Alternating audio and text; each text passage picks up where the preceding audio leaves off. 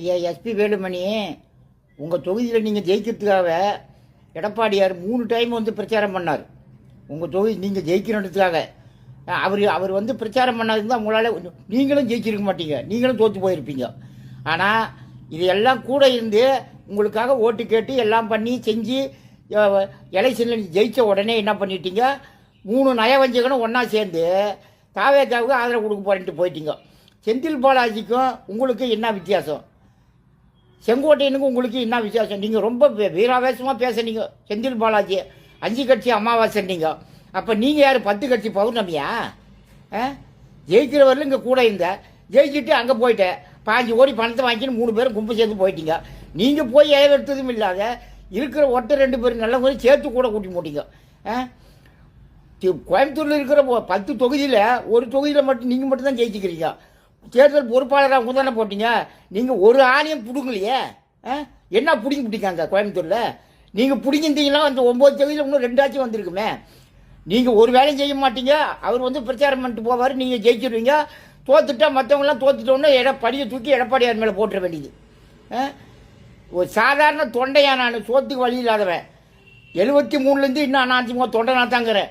ஏன் கோடி கோடியாக சம்பாரிச்சிட்டு இப்படி நம்பிக்கை துரோகம் பண்ணுறீங்க? எப்படியா உங்களுக்குலாம் மனசு வருது? இதெல்லாம் பாவமாக தெரியலையா உங்களுக்கு? என்னப்பா அங்கே போய் என்னத்தை வாரிக்கு போகிறப்பா?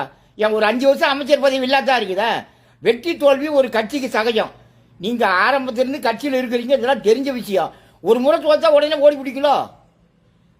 கேட்டு வச்சுக்கிற பணத்துக்கும் திருட்டு பணத்துக்கும் ஊழல் பண்ணதுக்கும் பாதுகாப்பு வேணும். அதுக்காக போய் மந்திரி பதவி வாங்கிக்கிறதுக்கு அந்த விஜயபாஸ்கர் சொல்கிறான், அந்த முண்டகனை. அவன் என்னான்றான், சபாநாயகர்கிட்ட போய் மனு கொடுக்குறான். அந்த ஆகாவளி என்னான்னு கொடுக்குறான், இபிஎஸ் மேலே வந்து கட்சி தாவல் தடை சட்டம் போடணுமா. ஏன்டா லூசு, அவர் எந்த கட்சிக்கு போய் மாறி போய் ஓட்டு போட்டார்? இவனுக்கு அருவு மயிறு இருக்குதா என்னன்னு ஒன்றுமே தெரியல. யார் மேலே என்னன்னு மனு கொடுத்துனே ஒன்றுமே தெரியல. அவர் மேலே போய் கட்சி தாவல் சட்டம் போடுன்றான்.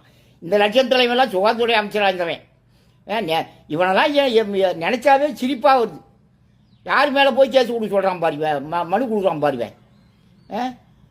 அதாவது ஒன்று மட்டும் தெரிஞ்சுங்க எஸ்பி ஐயா, நீங்கள் 3 பேர் போனதுனால வந்து அதிமுக ஒன்றும் அப்படியே அதில் பாதாளத்துக்கு போயிட போட்டல. போனது நீங்கள் 25 பேர் தான். அதுலேயும் ஒரு ஆள் வந்துட்டாப்புல, கேசி வீரமணி வந்துட்டாப்புல. இன்னும் எத்தனை பேர் வருவாங்கன்னு தெரியாது. இப்போதைய நிலைமைக்கு நீங்கள் வெறும் அடிப்படை உறுப்பினர் மட்டும்தான், நீங்கள் ஒரு பதவியும் கிடையாது. அதையும் பிடுங்கிறதுக்கு ரொம்ப நாள் ஆகாது. போனால் போதும் விட்டு வச்சுக்கிறாரு உங்களை. கோடிக்கணக்கான தொண்டை என்ன மாதிரி இருக்கிறவன் அத்தனை பேரை எடப்பாடியார் பின்னாடி தான் இருக்கிறான். நீங்கள் 25 பேர் மட்டும்தான் போய்க்கிறீங்க. அதிமுக இருக்கிற அத்தனை தொண்டன் பூரா அடிமட்ட தொண்டன் அத்தனை பேரும் எடப்பாடி பின்னாடி தாங்கிறான். ஒன்றும் பண்ண முடியாது உங்களால். சரிதானா? நீங்கள் 25 பேர் போயிட்டதுனால அதிமுக அப்படியே அதில் பாதாளத்துக்கு போட்டு நினச்சிடாத. தேர்தலில் ஜெயிக்கிறது தோக்கிறது சகஜம். எங்கள் அம்மாவே ஒரு முறை தோத்தாங்க பர்கூரில். அதுக்காக என்ன கட்சி இல்லாத போயிடுச்சா? இன்னும் இருக்குது இல்லை?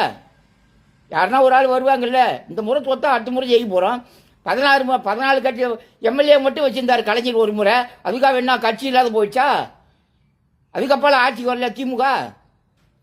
உங்கள் பாலிசின்னா எவன் தோக்கிறானோ அவங்க இருந்து விலையை ஜெயிக்கிற பக்கம் போய் சம்பாரிச்சிக்கணும். அதுதான் இதெல்லாம் வந்து கூடவே இருந்து நம்பிக்கை துரோகம் பண்ணுறது. இதெல்லாம் ரொம்ப காலத்துக்கு நிலைக்காது. என்னையா பண்ண போகிறீங்க? இந்த பணத்தை கோடி கோடியாக சேர்த்து வச்சுருந்த நீ உடம்புல காற்று இருக்கிற வரைக்கும் தான். அந்த காற்று போச்சுன்னா பணம் என்ன கூட வரப்போதா?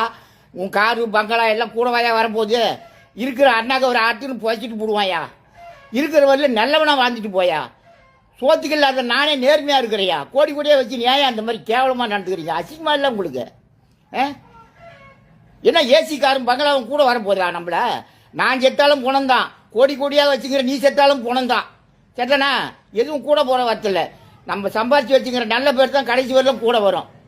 நான் பாரியா, நான் ஒரு கூலி தொழிலாளி. நான் பணக்காரன் இல்லை.